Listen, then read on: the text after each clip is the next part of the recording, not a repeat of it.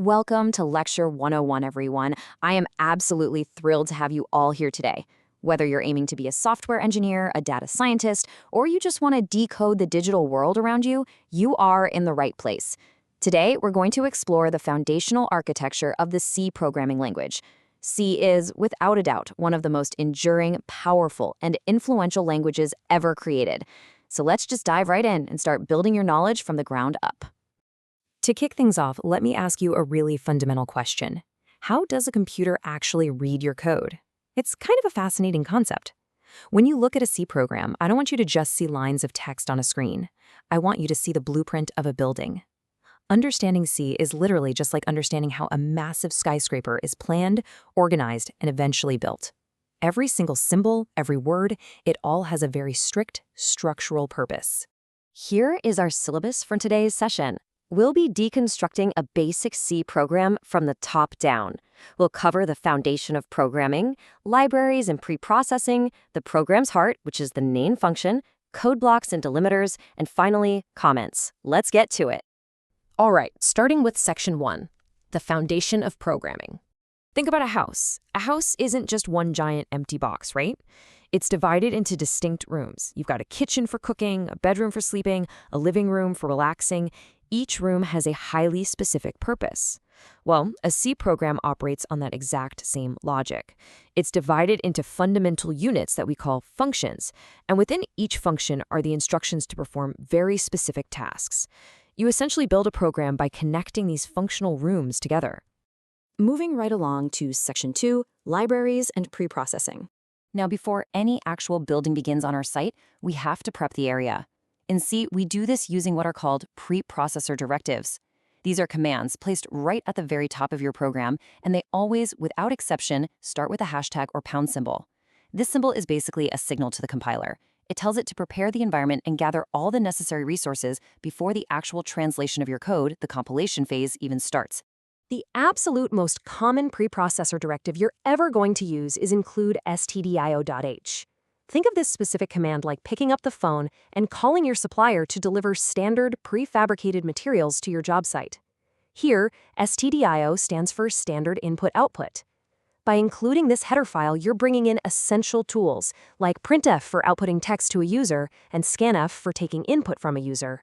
You're quite literally telling the compiler, hey, I'm going to need the standard tools to talk to the user, please bring them to the site. And that brings us to the beauty of the C standard library. You see, when you're building a house, you don't go forge your own nails from raw iron, right? You use standard materials. The C standard library, which comes included with all C compilers, provides these standard materials. It's packed with built-in functions for common tasks, like the math function pow for calculating powers, right alongside our input and output tools. This prevents us from having to build standard tools from scratch on every single new project. It saves a massive amount of time and ensures total reliability. Plus, you can even write your own custom functions and add them to your personal library to reuse later. Let's move to Section 3, the program's heart, main. I want you to consider the main function as your project's general contractor.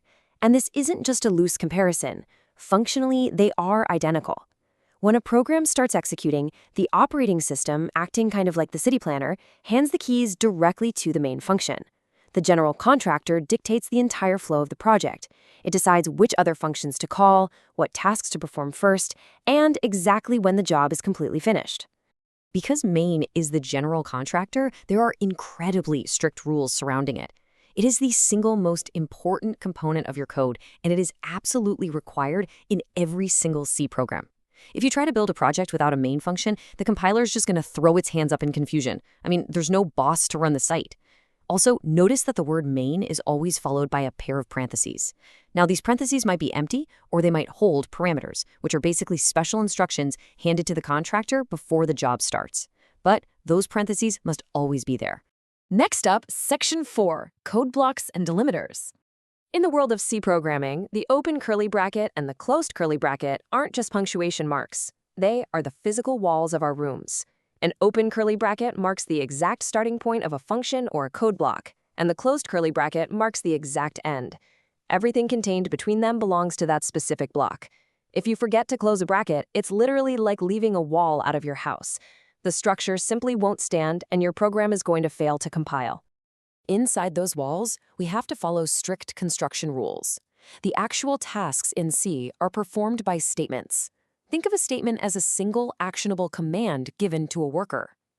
Now, here is a fundamental truth about the C compiler you need to remember. It completely ignores human formatting. It does not care about your line breaks, your spaces, or your tabs. You use those spaces so that you and other humans can read the blueprint easily. But to the compiler, the entire program could theoretically be written on one incredibly long single line. So, if the compiler ignores line breaks and spaces, how does it actually know when one command ends and the next begins? Enter the semicolon. The semicolon is the strict building inspector's stamp of completion. Every single statement in C absolutely must end with a semicolon. It tells the compiler, okay, this specific instruction is complete.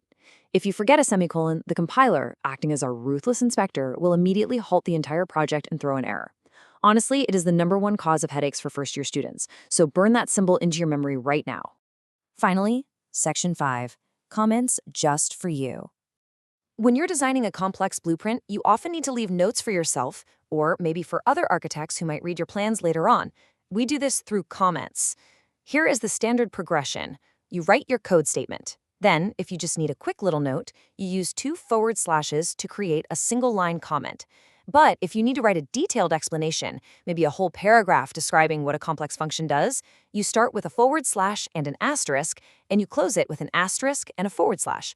Think of these as bright yellow sticky notes slapped directly onto your blueprint. And you know what the most beautiful thing about these sticky notes is? They are completely ignored by the C compiler.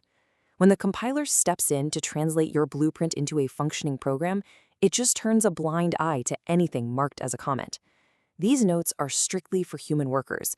They don't slow down your program, they don't take up space in the final software, but they are absolutely essential for maintaining a clean, understandable, and professional codebase.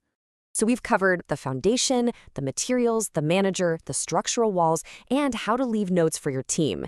You now understand the basic architectural structure of a C program. The syntax might look a little intimidating at first glance, but as you've seen today, it's highly logical and beautifully structured.